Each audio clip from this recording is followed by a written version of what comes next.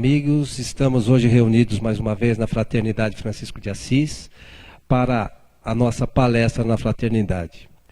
Hoje temos a alegria de receber a dona Marlene Sais, que é dirigente do Centro Espírita Caminho da Luz, que fica muito próximo aqui da nossa casa, na Avenida Sapopemba, né, dona Marlene? Número? 648. 648. A nossa casa, como vocês sabem e nós temos dito outras vezes, tem uma creche que atende a 140 crianças. O Centro A Caminho da Luz tem quantas creches, dona Marlene? 15 creches. Além das 15 creches? São 6 abrigos para criança e adolescente, 1 para idoso. No total são 25 unidades sociais com criança, jovem e idoso. Quantos funcionários? 840, por aí. Trabalha bastante, né, dona Marlene? A conta é grande? Muito grande. Então, dona Marlene, fique à vontade, a senhora está em casa, por favor. Obrigada. Boa noite a todos. Que a paz de Jesus esteja conosco. E nós trouxemos um tema que, atualmente, ele se faz muito necessário para podermos superar as nossas dificuldades. O tema é superação.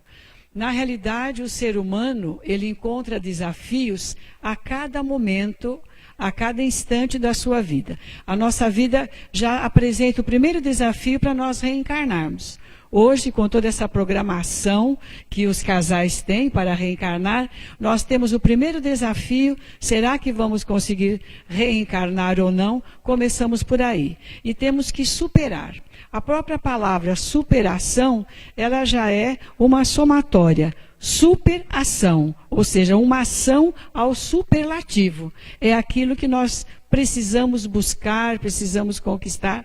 Esse é o nosso tema dessa noite, para podermos trazer aqui um bate-papo gostoso e nos incentivarmos a todos nós a superar os nossos desafios.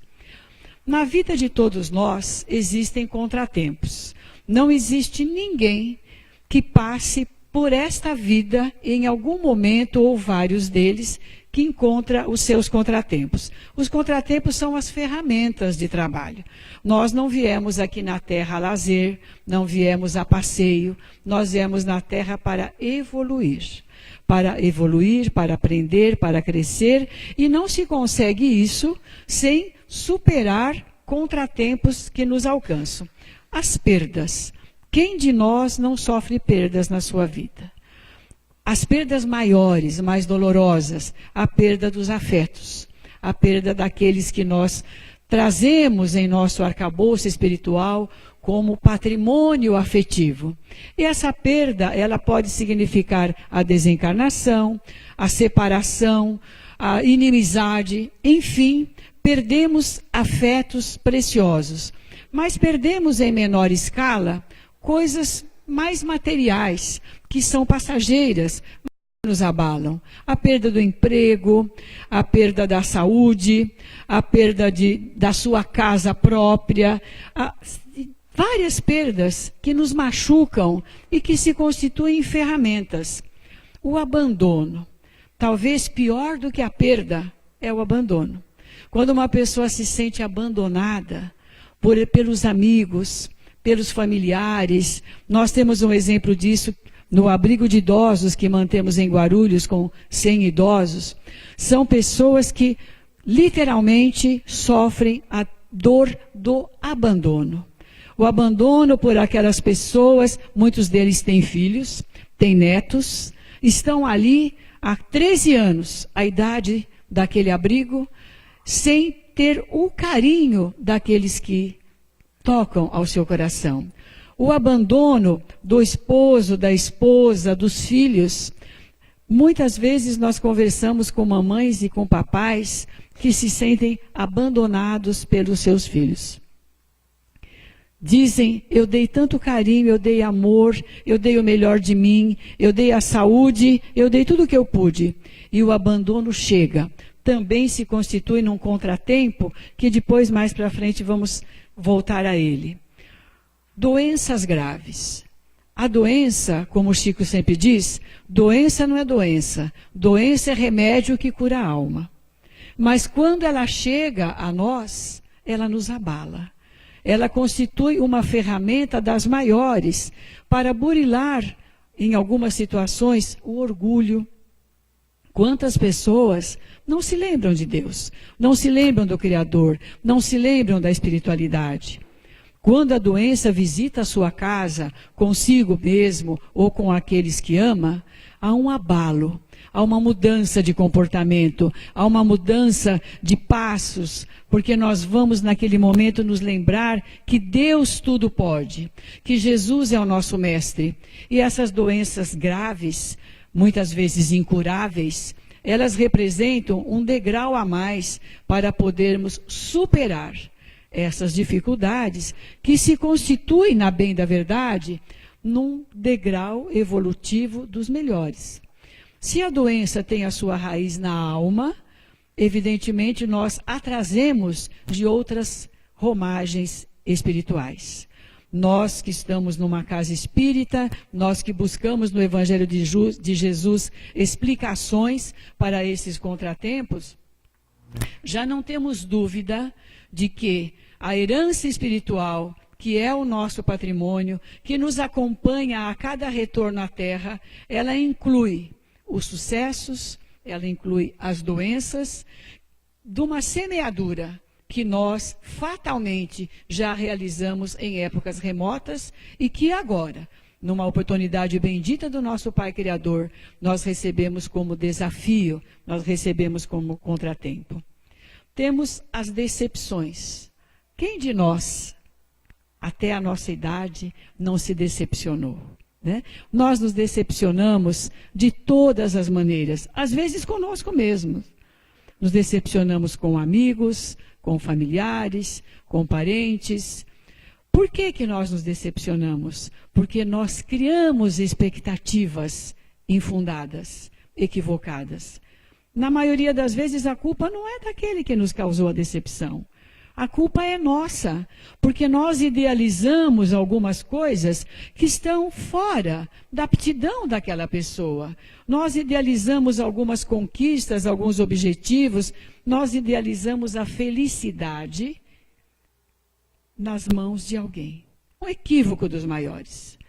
Nós não podemos idealizar a nossa felicidade referente a ninguém, porque ninguém poderá nos fazer feliz. Nós temos que ser felizes, independente das situações, dos contratempos, dos percalços, das dificuldades, do comportamento das outras pessoas, das ações das outras pessoas. Se nós depositarmos em quem quer que seja a razão da nossa felicidade, nós vamos nos decepcionar. Porque nós vamos criar uma expectativa que não tem fundamento. Ela está arraigada em nós. Ela está embutida em nosso sentimento. Mas aquela outra pessoa passa ao largo. Aquela outra pessoa nem imagina que nós criamos toda aquela expectativa com relação a ela. Quantas vezes nós nos decepcionamos por esta forma?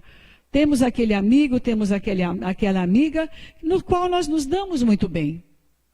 Mas que não pode responder os nossos anseios de amizade conforme nós desenhamos. Com o esposo, com a esposa, com os próprios filhos, com a família. Existem lacunas imensas familiares, porque existe também essa idealização de situações que não poderiam acontecer, que seriam até irrelevantes para as outras pessoas, mas elas são marcantes para nós. Portanto, a decepção é um contratempo que nós vamos aprender a superar. O fracasso. Como nós nos entristecemos quando nós fracassamos com alguma coisa. Nós nos cobramos, nós ficamos aborrecidos, nós nos achamos diminuídos, nós perdemos a fé, nós perdemos a esperança. Mas o fracasso, ele faz parte do aprendizado. Nós estamos preparados ao reencarnar para vencer. Deus não nos cria para a infelicidade, para o insucesso, para o fracasso, para a perda. Deus não nos cria para nada de negativo. Ele nos cria para evoluir. Mas o caminho da evolução, ele passa por todas essas ferramentas que nós estamos falando aqui. Porque ele é necessário ao nosso crescimento enfrentarmos esses desafios. E a cada desafio vencido, mais nós nos fortalecemos, mais nós nos preparamos. Portanto, meus irmãos, o fracasso faz parte do crescimento, faz parte da evolução. E a superação, ela nos fortalece à medida que as provas vão acontecendo e nós vamos crescendo diante delas. E aí, talvez, uma das piores coisas que nós podemos enfrentar como contratempo é a traição. Quantas criaturas se deprimem quando se veem traídas por quem quer que seja, seja pelo colega de trabalho, seja pelo amigo, seja pelo companheiro de jornada, seja pelo filho, não importa. Uma das situações mais complicadas, mais difíceis de nós superarmos, é quando nós nos sentimos traídos. Nós não encontramos ferramentas de superação imediatas. Nós precisamos buscar alguns recursos para que isso aconteça.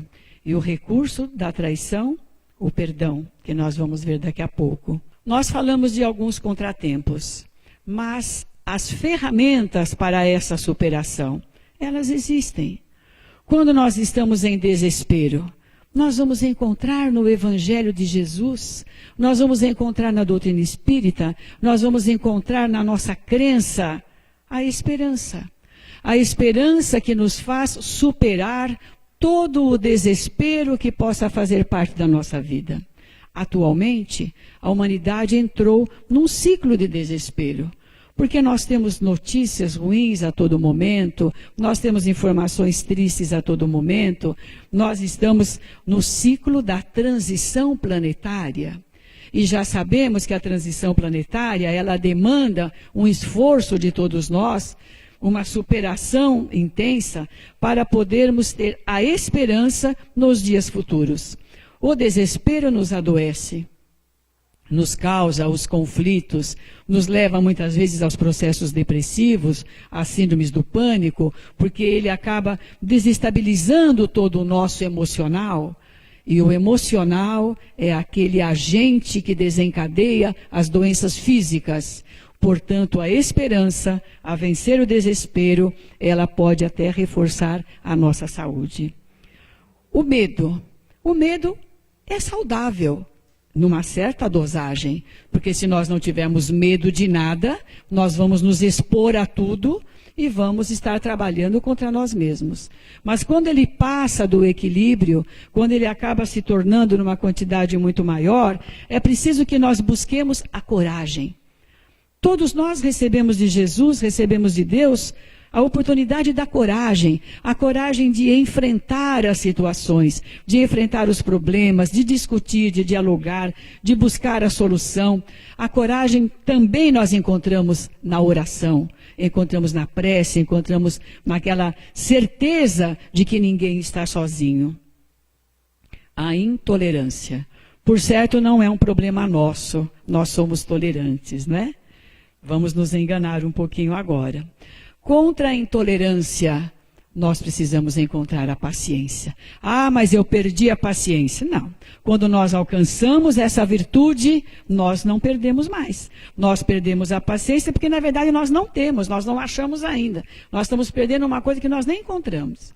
Mas a paciência, ela faz com que a gente consiga vencer esta intolerância que faz parte de nós, porque de alguma maneira nós somos um tanto perfeccionistas, na maioria das vezes com os outros, alguns consigo próprios.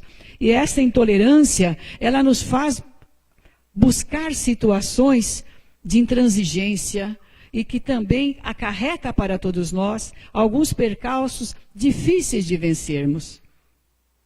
O desânimo. Ah, mas como o desânimo chega na nossa vida em certas ocasiões. Nada vale a pena, nada compensa. Por que é que eu vou buscar isso se eu não vou conseguir?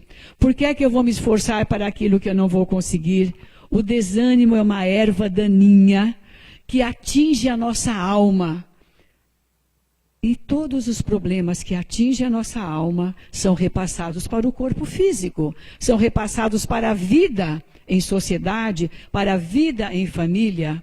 O desânimo é a pior doença. Porque quando nós não conseguimos buscar o entusiasmo que vai nos retirar daquela situação de desânimo, nós acabamos perdendo a nossa existência. Nós anulamos as nossas oportunidades. Nós não percebemos os chamados que ocorrem na nossa vida para conseguirmos vencer. E o desânimo chega a nós constantemente, mas buscando no Evangelho do Cristo, na codificação espírita, no compromisso mediúnico, na assistência espiritual, nos recursos que Jesus nos oferece, nós vamos buscar o entusiasmo.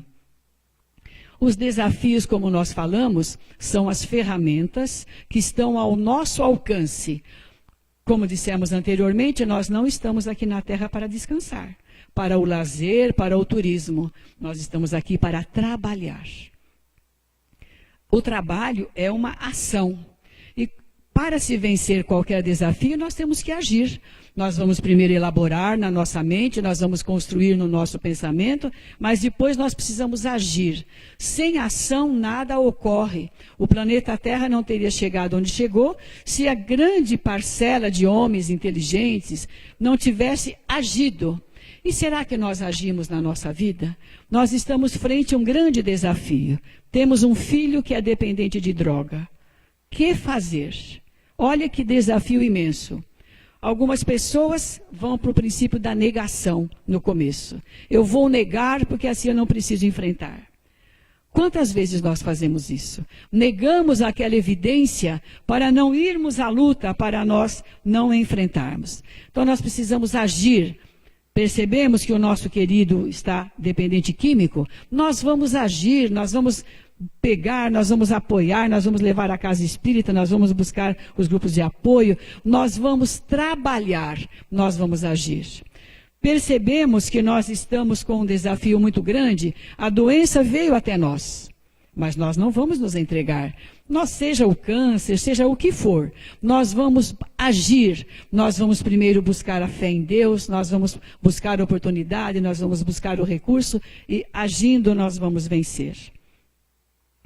A fragilidade está ligada em tudo que nós falamos aqui. Todos nós temos um aspecto de fragilidade. Não existem super criatura, super homem ou super mulher. Todos nós temos pontos fracos.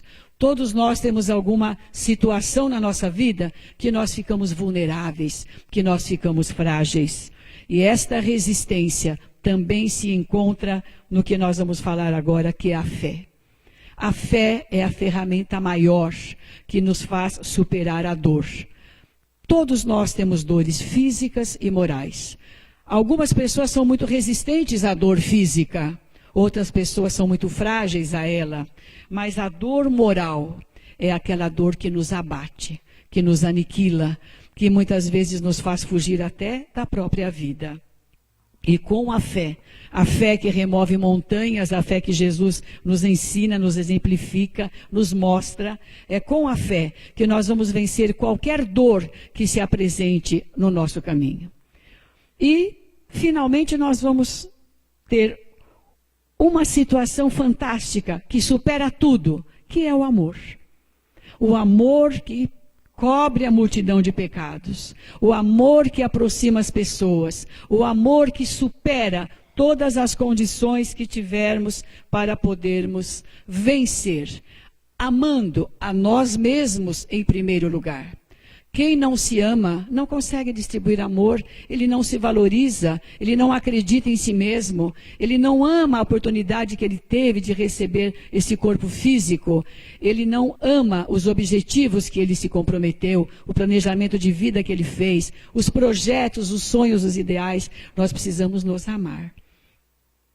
Fala-se muito nessa palavra resiliência. No campo da física, ela significa, ou ela representa, a capacidade que qualquer material tem de retornar ao seu estado original depois de sofrer uma grande pressão. E isso somos nós. Nós, quando sofremos grande pressão, temos a condição de voltar à nossa forma original? Alguns não, outros sim.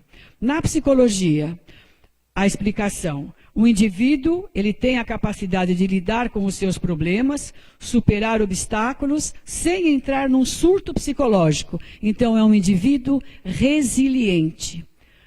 Esse termo está muito em moda agora, que vem substituir um tanto da superação, mas o que é ser resiliente? É exatamente conseguir ser resistente, superar tudo isso. E algumas pesquisas dizem que todos nós, temos essa capacidade. Ninguém foi destituído da capacidade da resiliência, porque quando Deus nos cria, Ele nos cria preparados para aprender, crescer, evoluir, lutar e vencer. Essa capacidade, ela é inerente a todos nós. Mas algumas pesquisas dizem ainda que apenas 20% dos encarnados têm uma capacidade maior de superação. Olha, é muito pouco, né?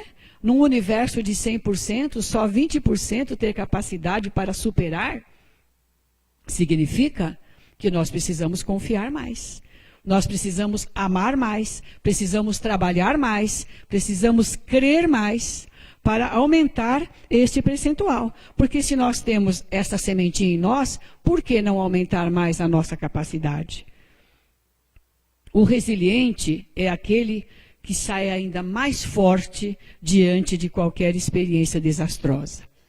Nós já sabemos que é na época da crise que o mundo cresce. O país cresce, mas o indivíduo também. Quando uma pessoa perde o seu emprego, ela entra em pânico no primeiro momento, mas quando ela para, ela se fortalece em Jesus, ela se fortalece no Evangelho do Mestre, ela começa a perceber que ela perdeu aquele emprego. Mas ela pode fazer outras coisas. Ela pode ser um microempresário, ela pode abrir o seu próprio negócio, ou ela pode arrumar um emprego melhor. A resiliência é esta capacidade que ela tem de emergir. E cada vez que nós saímos de uma crise, nós saímos mais fortes. Nós saímos mais preparados para enfrentar a próxima crise. Nós não ficamos menores, nós ficamos maiores. As adversidades são encaradas como crescimento na busca de soluções. Todos nós temos adversidades. Mas, quando ela surge, nós vamos procurar a solução. Quando há uma catástrofe em algum lugar, o que ocorre? As autoridades correm para sanar aquilo, mesmo que não façam, mesmo que não consigam, mas correm para sanar aquela dificuldade. Quando há uma inundação na nossa casa, o que é que nós procuramos fazer de imediato? Tomar as medidas necessárias. Mas olhamos esse lado material e tomamos as providências. Mas e no lado espiritual? Onde está a nossa resiliência no lado espiritual, no lado moral, para sair de uma situação, de uma crise, de um problema, de um conflito? Aí nós vamos ver a tese do Dr. Jorge Souza Barbosa, que é um brasileiro, apresentou essa tese na USP e foi assim muito meritória. E ele então fala para nós um pouquinho diferente. Ele fala que a resiliência é o conjunto de fatores, de vários fatores, que nos propiciam condições para enfrentar e superar os problemas e adversidades. Aqueles fatores que nós vimos agora há pouco. O amor, a fé, a ação, a tolerância, a paciência, a coragem. Então, unindo, fazendo um conjunto com essas virtudes ou com essas aptidões, nós nos tornamos resilientes. E aí ele vai nos trazer 7 ferramentas para desenvolvermos essa capacidade de superar as dificuldades. Ele fala em administrar as emoções. Será que nós conseguimos administrar as nossas emoções? Ou o impulso? Ou nós somos intempestivos? Primeiro nós falamos, nós agimos, depois nós vamos parar para refletir. Quantas dificuldades nós acarretamos para nós mesmos? Amizade que perdemos, casamentos que são fracassados, porque a pessoa não administrou as suas emoções. Naquele momento ela teve uma explosão. Ela conseguiu construir um abismo meio que intransponível. Ela não administrou as suas emoções. Mantermos a serenidade em qualquer situação nos remete ao ensino de Jesus: orai e vigiai. Orando e vigiando, nós vamos conseguir manter a serenidade e vamos procurar manter diante das situações. E observar as outras pessoas também. Quantas vezes nós convivemos com pessoas que são exemplares, são tolerantes, são pacatas, são amenas. Nós olhamos para elas e falamos: puxa, mas como é que ela consegue? Como é que ela consegue e eu não consigo? Primeiro eu falo, depois eu penso. Nós vamos administrar as emoções aprendendo com as pessoas que convivem conosco. Todo mundo tem alguma coisa para nos ensinar. Controlando os impulsos é difícil. Os impulsos, eles fazem parte de nós. Eles estão ligados aos instintos. Nós que estamos na casa espírita, que estudamos, já passamos pelo reino animal, já tivemos aquela parte instintiva predominante em nossa alma. Mas hoje nós já estamos no 3º milênio. Nós já temos que nos afastar da parte do instinto.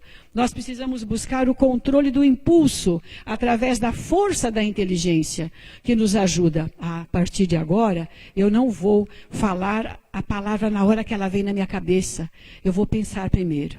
Eu vou refletir primeiro. Eu vou analisar para ver se aquilo não vai ofender, não vai magoar. Primeiro eu vou refletir. Eu vou controlar os meus impulsos. Eu estarei sendo um resiliente, porque eu estou vencendo uma parte intempestiva que eu trago.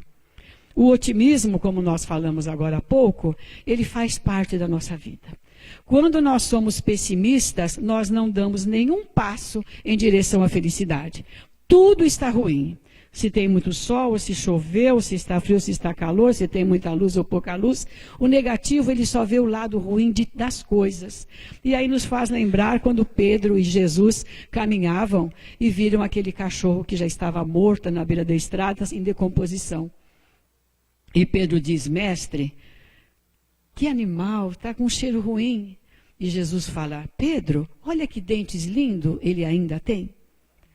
Isso serve para nós, que é o otimismo, é de procurar uma coisa boa, mesmo nas coisas ruins. Quando nós passamos por uma prova difícil, vamos manter o otimismo, porque dentro dela vai estar embutido alguma coisa boa para nós. Um aprendizado, uma oportunidade, um novo momento. Tudo tem o seu lado bom. O otimista enxerga. Ele espeta o seu dedo no espinho da flor, mas nem por isso ele para de admirar a beleza daquela flor e sentir o seu perfume. A análise do ambiente representa o quê? Nós precisamos identificar as causas das nossas dificuldades. Será que nós procuramos as causas da dificuldade? Bom, me aconteceu isso, por quê? O orgulho às vezes não nos deixa refletir. Porque eu agi assim, porque eu errei, porque eu me precipitei, porque eu não avaliei. Nós precisamos identificar por que as coisas estão acontecendo. Tem uma razão, até no caso da doença. Tem uma razão, tem um ponto de origem. E quando nós analisamos e identificamos, nós temos força para poder superar. A empatia. É difícil nós termos empatia, ou seja, uma sintonia com todas as pessoas. Alguns de nós acabam de ser apresentados para uma pessoa e dentro de nós já uma voz fala assim: já não gostei dessa pessoa. A pessoa nem abriu a boca ainda, nem nos cumprimentou, nem falou nada ainda. E dentro de nós, aquele bichinho de estimação, ele já cria uma animosidade. Ele já não nos deixa compreender o estágio psicológico do outro. Nós já achamos que aquele outro, olha, não gostei do jeito que ele me falou, muito prazer, está meio arrogante. Aí não gostei do jeito que me deu a mão, foi muito displicente.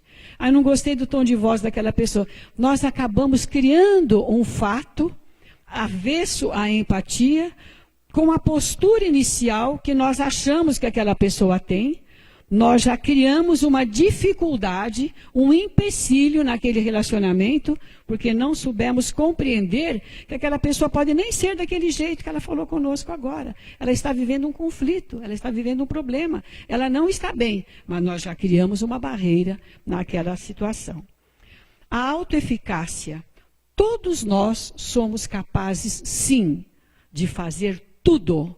Tudo o que tem que ser feito no mundo, nós somos capazes. Nós temos em nós, o nosso DNA é maravilhoso, o nosso gene é maravilhoso, traz 1000 probabilidades para nós fazermos tudo aquilo que existe no mundo. Porém, na maioria das vezes, nós não temos convicção da nossa capacidade. Nós acabamos malbaratando as nossas potencialidades. Eu acho que eu não vou conseguir. Eu não tenho capacidade para isso. Tem sim. A resiliência mostra isso. Você pode, você tem, você consegue. Caminha, busca, anda. Ajuda-te que o céu te ajudará, como está no Evangelho. Buscai e achareis. Pedi e obtereis. E nós vamos conseguir, nesta autoeficácia, caminhar na direção do sucesso, da vitória, olhar para dentro de nós. Posso fazer isso? Posso.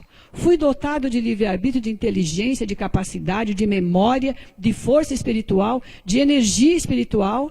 Estou ao comando de Deus, o nosso Pai Criador. O alcance das pessoas. Aí entra a quebra do nosso orgulho.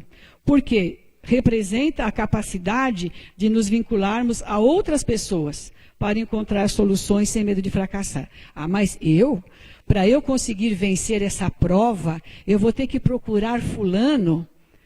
Não, mas olha, quando nós éramos jovens, fulano, pode ser o cunhado, a cunhada, a sogra, o marido, a mulher, né, aquele amigo. Há tempos atrás, essa pessoa, ela fez alguma coisa que eu não gostei. Ela me humilhou. Não, meu orgulho não me deixa procurar essa pessoa. Às vezes aquela pessoa vai nos apontar uma solução. Com medo de fracassarmos naquela nossa tentativa, nós acabamos deixando que o orgulho fale mais alto ao nosso coração e perdemos a oportunidade de superar uma situação, porque não temos a condição de passar por cima disso. Temos algumas frases faladas pelos nossos grandes amigos espirituais. Einstein: no meio da dificuldade encontra-se a oportunidade. Vamos refletir. Quantas vezes na nossa vida nós já tivemos grandes dificuldades e vislumbramos uma oportunidade de sucesso diante dela? Isso se refere também, não vamos falar só as conquistas intelectuais, sociais, profissionais, vamos falar também dentro do nosso meio familiar, que é o maior desafio que nós trazemos. Creio que aqui ninguém tenha dificuldade na família, mas se alguém tiver, porventura, vamos nos lembrar de Einstein. O retorno ao mesmo núcleo familiar é a oportunidade que nós temos de criar um mecanismo para nos perdoarmos reciprocamente. Nenhum de nós reencarnou na hora errada, na família errada, com as pessoas erradas. Deus não faz nada errado. Tudo na sua criação é perfeito. E aquela pessoa que às vezes diz, mas eu vim no lugar errado. Eu destoo dessa família. Eu não combino com ninguém dessa família. Minhas ideias são completamente diferentes. Não. Nós estamos no local certo, porque ali nós vamos ter a oportunidade de evoluir, de perdoar, de compreender. Se nós tivermos um maior preparo espiritual, foi por isso que nós viemos ali, para podermos auxiliar aqueles que nos cercam. Se nós tivermos um menor preparo espiritual, mais uma razão. Aquelas outras pessoas podem ser melhores do que nós, espiritualmente falando, e nós viemos para aprender com elas. Por isso elas nos cobram, nos empurram, nos incentivam, e nós nos sentimos incomodados. Mas por que essa mãe, esse pai, ele quer que eu faça isso, que eu faça aquilo, que eu vença aqui, que eu vença ali? Porque nós trazemos esta oportunidade e achamos que é uma dificuldade aquele relacionamento. Mas, como Einstein nos alerta, é a oportunidade do crescimento. Confúcio fala uma frase extraordinária. O homem superior atribui a culpa a si próprio, o homem comum aos outros. E nós? O que nós fazemos? Onde é que nós nos enquadramos? Será que nós já atribuímos a alguém alguma coisa que aconteceu para nós? Acho que é o que mais nós fazemos, né? Comumente a pessoa diz, isto me aconteceu porque fulano fez isso. Eu estou passando por essa situação porque ciclano foi culpado. Eu estou vivendo esse momento porque esta pessoa... Então nós sempre queremos achar alguém que seja o culpado de alguma coisa ruim que esteja nos acontecendo. Mas não existe esse alguém. Esse alguém somos nós mesmos. Nós sabemos que somos herdeiros de nós mesmos. O que semeamos numa encarnação, vamos colher nas encarnações futuras. Mas a semeadura foi nossa. Ninguém semeou para nós. Quem semeia, colhe. Mas como nós ainda estamos num grau de imperfeição, fica difícil para nós aceitarmos que nós fomos os culpados daquela situação. E aí nós queremos achar de todo jeito um culpado. E Confúcio, na sua sabedoria, nos alerta. O dia que nós formos superiores, nós vamos achar o culpado que somos nós mesmos. Por enquanto, nós estamos na condição de querer achar que a culpa é dos outros. Goethe, ele diz, quanto mais um homem se aproxima de suas metas, mais crescem as dificuldades. Por quê? Porque quando nós conquistamos uma coisa pequena, nós já estamos preparados para conquistar uma coisa maior. E a dificuldade vai acompanhar nessa mesma proporção. Quanto mais as coisas crescem e nós queremos alcançá-las, mais difícil se torna. Porém, mais forte nós estamos. Esta resiliência, que é o tema que nós estamos falando agora, é a força que vai moldando o nosso caráter, vai fortalecendo espiritualmente a cada um de nós, e nós vamos buscando cada vez um desafio maior. E vamos conseguindo, porque nós vamos crescendo à medida que os nossos anseios também crescem. Santo Agostinho, as dificuldades são como as montanhas, elas só se aplanam quando avançamos sobre elas. Então, Santo Agostinho, toda noite, ele dizia assim, ele botava a sua cabeça no travesseiro, Agostinho para nós, mas como está até no próprio Evangelho de Santo Agostinho, vamos lá. Botava a sua cabeça no travesseiro e dizia, Deus, eu quero avaliar se hoje eu feri alguém, eu maltratei alguém, eu fiz alguém sofrer. Conta-se que todas as noites ele se questionava para ver como tinha sido o seu dia, se ele tinha sido instrumento de mágoa ou de dor em alguém que fosse. E é ele mesmo que nos alertam. Quando nós estamos numa planície e tem uma enorme montanha na nossa frente, nós não conseguimos ver nada do que está no outro lado. As nossas dificuldades são essas montanhas. No primeiro momento, quando nós nos deparamos com essa dificuldade, parece que ela é intransponível. Eu não vou conseguir, eu não vou ter força, ela é muito maior do que eu. Mas quando nós vamos nos carregando de energia e vamos começando a subir esta montanha, ela vai ficando menor. E quando nós chegarmos no topo, a nossa visão universal vai ser tão grande que nós vamos dizer, puxa, o problema não é tão grande como eu pensei. Olha, eu sou capaz. A dificuldade não é tão imensa assim, porque eu já galguei um degrau que eu vou conseguir vencer. E aí nós temos Kelly Jung falando, o problema não é problema. O problema é sua atitude com relação ao problema. Tem pessoas que não têm problema na vida, nenhum, mas procuram, porque todo mundo tem que ter um. Né? Se nós não tivermos problema, nós não somos felizes. Nós vamos sempre procurar um problema. Onde ele nem existe, nós vamos procurar. Porque para nós é importante ter um problema. Mas mais importante do que ter o problema é resolvê-lo. É perceber que ele está ali para testar a nossa capacidade de fé, de amor, de coragem, de percepção, de superação. E nós vamos mostrar aqui alguns exemplos de superação. Com certeza vocês conhecem essas pessoas. Olhem bem que provavelmente vocês conhecem todas.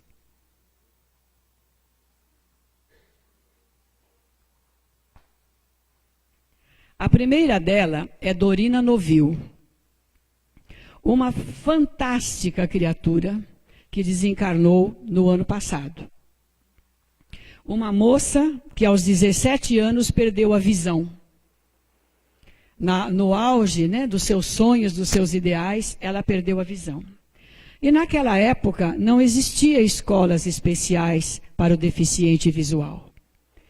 Ela conseguiu fazer todo o seu estudo, a sua faculdade, foi aos Estados Unidos. Vamos falar sobre ela. Ela foi aos Estados Unidos, ela se preparou, lá na Universidade de Colômbia, ela buscou recursos para poder implantar no Brasil a imprensa braille de grande porte, que não tinha. Ela lutou muito, porque nós aqui não tínhamos professores especializados para ensinar o deficiente físico. E ela sozinha, não era rica, conseguiu bolsa nos Estados Unidos para aprender como fazer para ensinar os seus irmãos deficientes visuais, que certamente não tinham o poder de superação que ela tinha. E ela conseguiu, em 46, criar a Fundação para o Livro do Cego. Depois, na Escola Caetano de Campos, que naquela época era o top, né, de linha, era o referencial de ensino na nossa cidade, ela conseguiu que lá se implantasse o curso de formação para esses professores, que até então não existia. Porque a criança, naquela época, deficiente, não tinha o braille, não tinha o professor especializado. Que futuro ela tinha? Não tinha futuro nenhum. E ela conseguiu também sensibilizar o poder político, que também naquela época não tinha nenhum interesse de fazer nada pelo deficiente visual. Ela conseguiu chegar à Secretaria de Educação de São Paulo e criar ali um departamento especializado para formar esses professores, para buscar essas crianças, porque ela dizia sempre: se eu que passei por esta prova aos 17 anos, fui incumbida de fazer alguma coisa pela sociedade, pela humanidade, eu vou fazer. O Instituto Dorina Novil hoje, ele é fantástico, ele é extraordinário. Ele profissionaliza, ele educa, ele oferece ao deficiente visual oportunidades maravilhosas para poder ser autossuficiente, para que essas pessoas superem o seu problema. Dona Carmen Prudente, vocês devem conhecer, né? Dona Carmen Prudente tem uma história fantástica. Gaúcha, jornalista, e ela foi à Alemanha para um congresso de oncologia, porque o pai dela era médico e ele era especializado em câncer. E lá ela conhece o doutor Antônio Prudente, que também era um oncologista. Se afinaram de tal maneira, se entenderam de tal maneira, aquelas duas almas que vieram prontas para se encontrar, que depois de 2 meses que se conheceram, se casaram. E porque ambos queriam fazer alguma coisa pelos portadores de câncer do nosso país, que naquela época era uma doença muito pior do que é hoje. De imediato, ele já estava envolvido na criação do Hospital do Câncer. E ela, de imediato, já implanta a Rede Feminina de Combate ao Câncer, dando oportunidade, principalmente aquelas mulheres que tinham maior poder econômico, tinham mais tempo, de cuidar daquelas outras ou daquelas crianças que eram portadoras do câncer e não tinham recursos. Dona Carmen Prudente trabalhou incansavelmente ao lado do Dr. Antônio Prudente até o ano de 1965, quando ele desencarnou. Ali entrou a sua superação. Almas, nós sabemos que não tem alma gêmea, literalmente falando, né? Mas almas afins, superou aquela perda extraordinária, lançando-se de corpo e alma a que o Hospital do Câncer fizesse todo o trabalho extraordinário que ele faz até agora. Agora ela está adoentada, porque ela se afastou um pouco da frente do hospital, já não tem mais a saúde, mas deixou construído aquele império de saúde. E na rede feminina de combate ao câncer, o número de voluntários é tão grande que eles levam ali aqueles portadores de câncer, principalmente as crianças, a alegria de viver. Foi uma superação fantástica. A Lucinha Araújo, que vocês viram também naquele nosso primeiro slide, uma mulher que viu seu filho único, o Cazuza, desencarnar, portador do vírus do HIV. Há as pessoas que critiquem, achando que ela endeusou o comportamento do filho. Não é isso que ela fez. O filho único desencarnou por esta problemática dolorosa, traumatizante. Em 1990, ela funda a sociedade Viva Cazuza, que ampara a criança portadora do vírus do HIV. Então, a superação se deu desta forma. Transformou esta perda, esta viagem, esta separação, superou esta lacuna, amparando as crianças que hoje são portadoras do vírus, desde bebezinho. Esta força que nós vimos agora há pouco, todos nós temos. Mas será que seríamos capazes dessas atitudes diante de traumas grandiosos como esses? João Carlos Martins, vocês já devem ter acompanhado a história desse homem fantástico, né? Viram os dedos dele que agora estão assim. O maior intérprete de Bach de todo o mundo foi o nosso João Carlos Martins. Desde pequeno se interessou pela música, porque o seu pai também era músico, e vejam a história. Perdeu a mão num acidente, também era pianista e perdeu a mão. O filho lançou-se nessa maravilhosa carreira e um valor extraordinário. Há poucos anos começou a perder o movimento dos dedos. A coisa que mais ele fazia, tocar o piano, e muito bem, começou a ter a sua mão atrofiada. Atrofiada, sobrou só um dedo. Das duas mãos, as duas mãos atrofiadas. Provavelmente, se ele não tivesse essa força, essa resiliência que nós estamos falando, teria se acomodado. E agora? Perdi aquilo que eu mais queria, não posso mais tocar. Mas ao invés de se acomodar, ele disse assim: a música venceu a dificuldade, porque ele tornou-se um extraordinário regente de orquestra. Ele idealizou as orquestras junto às comunidades carentes e tem levado esses meninos e meninas para o exterior, para dar os espetáculos lá fora. Transformou a sua deficiência num motivo a mais para vencer. E ele levou lá para fora toda essa capacidade, mostrando que se eu perdi a visão, se eu perdi o movimento da mão, se eu perdi a faculdade de andar, se eu perdi a faculdade material, eu tenho o tesouro espiritual. Eu tenho a força que está na alma. Alguém aqui conheceu Jerônimo Mendonça? Chamado de o gigante deitado, né? Uma pessoa extraordinária, maravilhoso. Um jovem que aos 18 anos, ele ficou paraplégico. Um rapaz cheio de vida, cheio de saúde. Aos 18 anos teve uma gripe e ficou paraplégico. E depois de alguns anos, tetraplégico. E depois, num outro tempo, perdeu a visão. E até desencarnar, ele ia às casas espíritas e onde mais o convidassem para cantar e para fazer palestra. Uma idade jovem dos 18 anos, ele levava a sua mensagem cantando. E ele tinha problemas seríssimos, é claro, uma pessoa tetraplégica, os seus pulmões, o seu diafragma, tudo fica comprometido. E ele cantava aquela voz extraordinária que lhe sobrou, e ele dizia: só me sobrou a voz.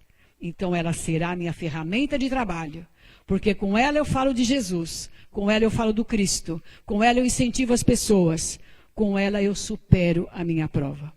Ele até contava uma piadinha assim muito engraçada, que logo que ele ficou paraplégico, ele estava numa cadeira de rodas, morava no interior, me parece que Taubaté, E passou um filme lindo na cidade, e os seus amigos levaram ele para assistir aquele filme, porque ele ainda enxergava naquela época, mas já estava paraplégico. E ele foi. E quando ele estava entrando no cinema, já meio que em cima da hora, veio uma senhora e tentou passar, e ele foi com a cadeira, e ela quase caiu, ela ficou muito brava. E ela falou para ele assim, de novo você aqui? Já é a segunda vez que você me atropela hoje. E ele fala para ela, pois, mas a senhora também não para em casa, hein? Foi a resposta que ele deu. Então vocês vejam, quem de nós teria esta caridade para com aquele espírito desvairado que falou aquilo? Quem de nós teria essa caridade e levaria na brincadeira? Ele já ali aos 18 anos paraplégico, já tinha esta compreensão. E um exemplo de superação muito próximo de nós, o nosso Chico Xavier. Vocês já devem conhecer de sobejo a história de Chico Xavier, através do filme, através dos livros, através da biografia. Mas quantas perdas ele teve nesta encarnação como Chico Xavier, né? Primeiro a sua mamãe, pequenininho daquele jeito, depois foi lá passar por aquele desafio enorme na casa da madrinha, que aquilo não era madrinha, aquilo era uma coisa terrível, pelo que a gente vê. Superou tudo aquilo, depois ganhou a sua segunda mamãe, que o amava de coração, que lhe deu tanto amor. Dali a pouco ela também desencarna, e ele fica de novo com aquele número enorme de irmãos.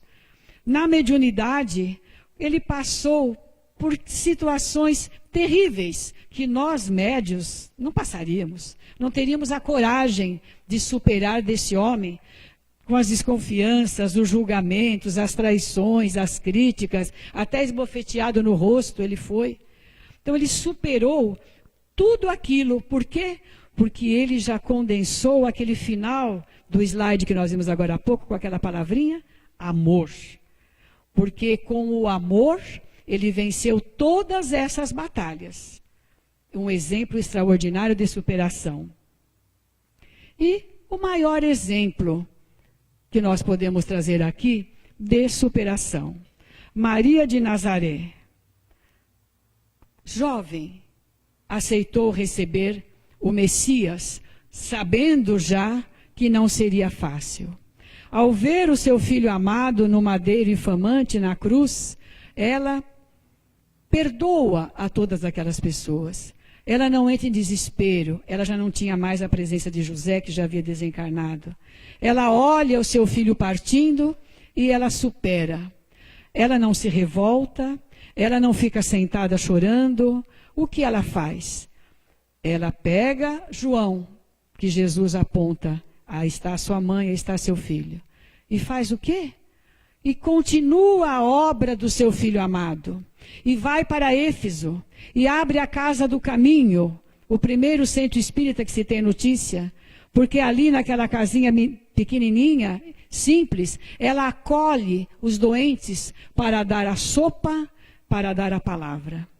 O exemplo de superação dessa jovem, porque ela ainda era jovem, ensinou a todos nós que nós podemos começar a superar tudo aquilo que nos ocorre. Nós citamos aqui pessoas que tiveram grandes atitudes de superação. Mas nós não precisamos começar com grandes atitudes. Vamos começar pelas atitudes menores, procurando superar as coisas pequenas que estão ao nosso alcance. Agora, por exemplo, com certeza cada um de nós que está aqui, cada um de nós que está conectado à internet, tem alguma coisa para superar. Vamos começar pelas menores. Das menores nós chegaremos às maiores. Um dia nós estaremos perto do exemplo desses irmãos que citamos aqui, porque existem muitos outros, mas se nós não começarmos agora a superar as pequenas dificuldades em termos de relacionamento familiar, dificuldades profissionais, dificuldades para perdoar, que é o nosso maior entrave, comecemos, meus irmãos, pelas coisas pequenas. Quem quiser alcançar as grandes, terá que começar pelas pequenas. E com certeza Jesus estará conosco. Jesus estará segurando na nossa mão, estará nos mostrando que se Ele exemplificou com toda aquela grandeza, com todo aquele comportamento, que Deus, nosso Pai, nos guia constantemente. Ele ensinou para todos nós que ninguém veio à terra desprovido do seu mentor espiritual, ou o guia, o anjo da guarda, o protetor, o nome que nós quisermos marcar. Ele já nos ensina que se nós não viermos sozinhos, é porque Jesus sabe da nossa imperfeição, da nossa dificuldade, e já nos colocou alguém melhorado perto de nós para nos fazer superar esse mentor, que às vezes fica triste conosco, porque ele fala, e nós fechamos a porta dos nossos ouvidos, nós não queremos dar importância. Vamos analisar, orando e vigiando, como Jesus nos ensinou. Nós vamos abrir a porta da intuição, a porta dessa sintonia com a espiritualidade. E assim nós vamos conseguindo superar os reveses, as dificuldades. Não vamos querer, eu não sou tão grande como Maria, não sou tão grande quanto Chico Xavier. Claro que não. Mas eles também já foram pequeninos como nós. Eles não foram criados já com esta envergadura, com essa estatura moral. Eles passaram pelos caminhos que nós estamos passando. Nós estamos em constante aprendizado. Esta existência atual de todos nós é a nossa melhor existência, sem dúvida nenhuma. Lá atrás nós já fomos canibais, nós já participamos provavelmente da Inquisição, da Guerra Santa. Lá atrás nós éramos capazes de pegar uma arma e matar alguém. Hoje, às vezes nós matamos as esperanças com as palavras, matamos a alegria, matamos a amizade, matamos o amor. Mas já estamos melhorados porque já não estamos com a arma na mão. Mas nós já vamos conseguir também superar esses outros reveses. Então, companheiros, essa era a nossa mensagem. Vamos superar as nossas dificuldades. Vamos fazer valer o potencial que nós temos dentro de nós. O potencial de fé, de amor, de esperança. Vamos buscar em Jesus todo o referencial que precisamos, olhar no seu exemplo. Quando ele dizia, ama o teu próximo como a ti mesmo, nós vamos perceber que nós podemos sim dividir o amor que está no nosso coração com todos aqueles que nos cercam. Principalmente aqueles que nós pensávamos que eram nossos adversários. Não vamos dizer inimigos, nós não temos inimigos. Nós podemos ter alguns adversários que vieram trilhar a mesma trilha que nós, para nos apresentar o desafio. Por certo, Jesus estará conosco, nos abraçando, nos fazendo encaminhar para a vida fora. Que Jesus nos abençoe sempre. Obrigada.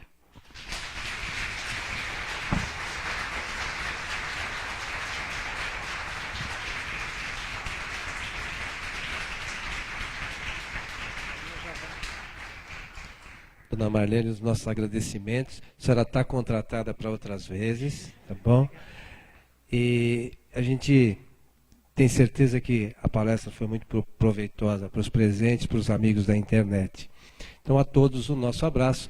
Esperamos encontrá-los na próxima semana com a nossa palestra na Fraternidade. Até lá.